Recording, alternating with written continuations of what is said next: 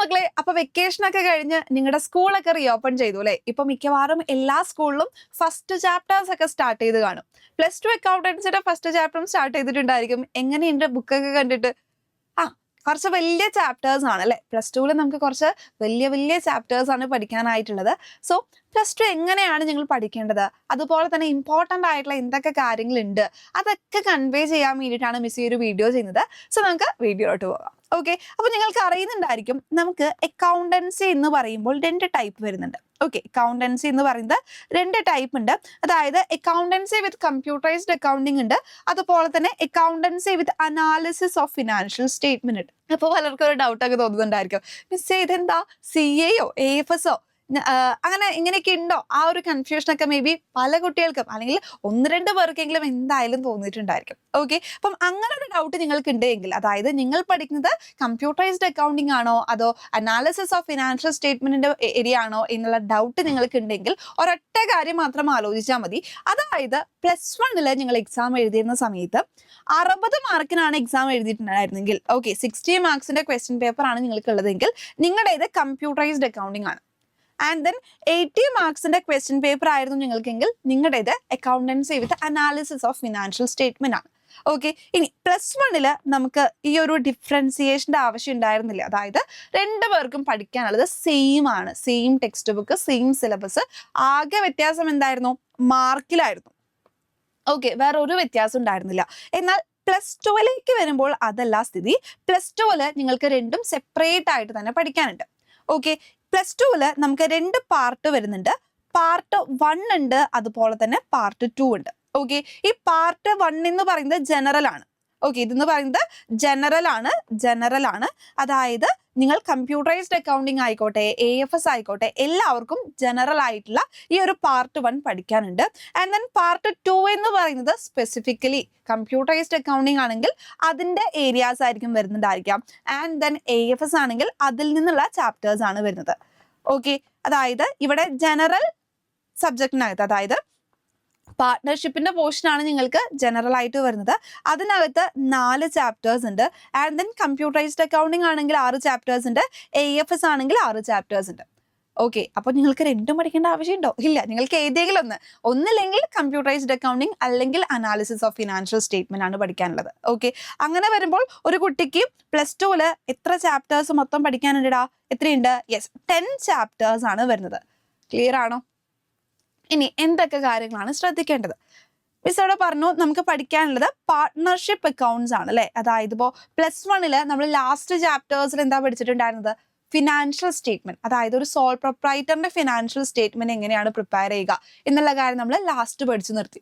ഇനി അടുത്തൊരു form of business organisation ആണ് ഇത് പാർട്ട്ണർഷിപ്പ്. സോ നമ്മൾ ജനറൽ പോർഷനകത്ത് പഠിക്കുന്നത് എങ്ങനെയാണ് പാർട്ട്ണർഷിപ്പിന്റെ അക്കൗണ്ട്സ് വരിക എന്നുള്ള കാര്യമാണ്.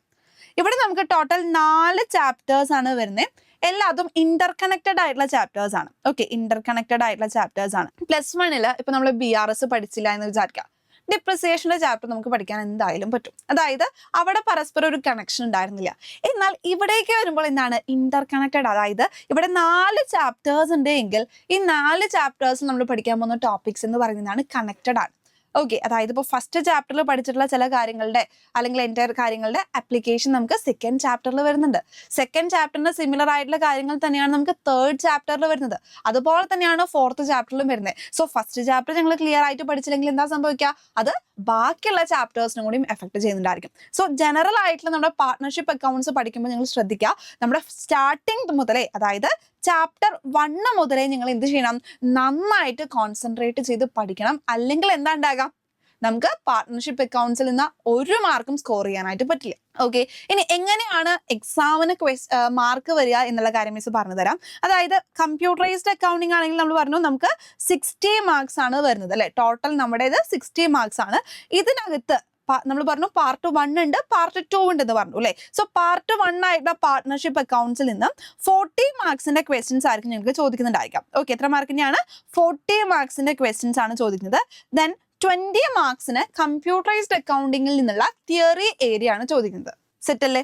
ഇനി AFS ആണ് എങ്കിൽ നിങ്ങൾക്ക് അറിയുന്നുണ്ടായിരിക്കും 80 മാർക്കിനാണ് ക്വസ്റ്റ്യൻ പേപ്പർ. ഇതിനകത്ത് ഇവിടെ പക്ഷപാതമൊന്നുമില്ല എന്നാണ്. 40 മാർക്സിന് പാർട്ട്ണർഷിപ്പ് അക്കൗണ്ട്സിൽ നിന്നുള്ള ഏരിയാസും 40 മാർക്സിന് AFSൽ നിന്നുള്ള ഏരിയാസ് ആണ് ചോദിക്കുന്നത്.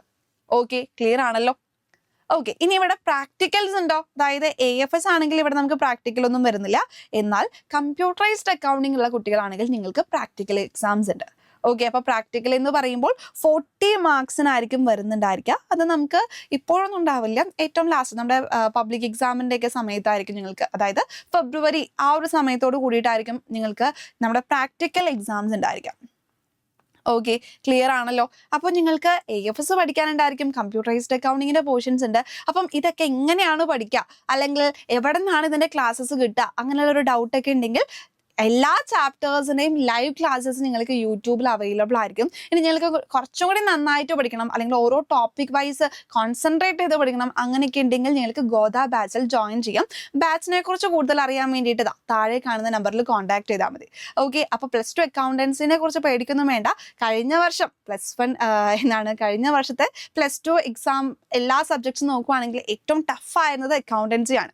ഓക്കെ, ആ ഒരു കാര്യം നിങ്ങളുടെ മനസ്സിൽ വെച്ചുകൊണ്ട് നിങ്ങൾ എന്ത് ചെയ്യുക, തുടക്കം മുതലേ നന്നായിട്ട് പ്രിപ്പയർ ചെയ്യാനായിട്ട് തുടങ്ങി കഴിഞ്ഞാൽ ഫുൾ മാർക്ക് മേടിക്കാൻ പറ്റുന്ന ഒരു സബ്ജക്റ്റാണ് അക്കൗണ്ടൻസി. സോ അതിനുള്ള എല്ലാ സപ്പോർട്ടും ട്രിപ്ലൈയുടെ ഭാഗത്തു നിന്നുണ്ടായിരിക്കും. ഓക്കെ, സോ ഇതുപോലുള്ള വീഡിയോസിന് വേണ്ടിയിട്ട് നമ്മുടെ +2 ചാനൽ നിങ്ങൾ എന്ത് ചെയ്യുക, ഒന്ന് സബ്സ്ക്രൈബ് ചെയ്തിടുക. അതുപോലെ തന്നെ മാക്സിമം ഫ്രണ്ട്സിന് ഷെയർ ചെയ്ത് കൊടുക്കുക. All the very best.